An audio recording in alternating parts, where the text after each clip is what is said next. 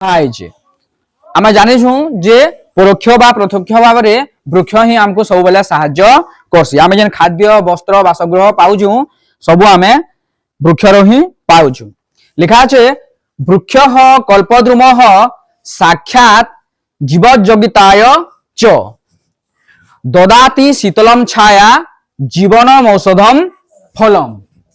वृक्षः कल्पद्रुमः साक्षात् जीवजगद्दिताय च ददाति शीतलं छाया जीवनमौषधम फलम। वृक्ष प्रत्यक्ष रूपेण कल्पतरु भवति। वृक्ष प्रत्यक्ष भाव गोटे कल्पतरु अटे बा गोटे देववृक्ष अटे।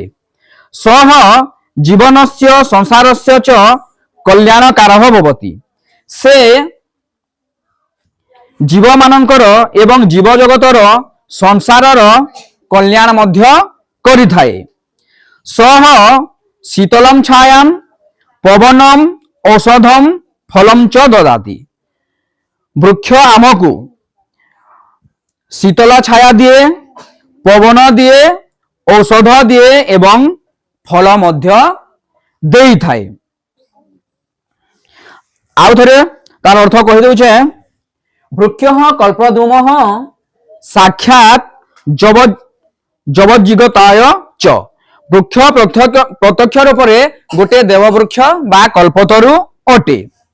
ददाति शीतलम छाया से आमको शीतल छाया दिए, पवन दिए, औषध दिए एवं फल मध्य देई थाए।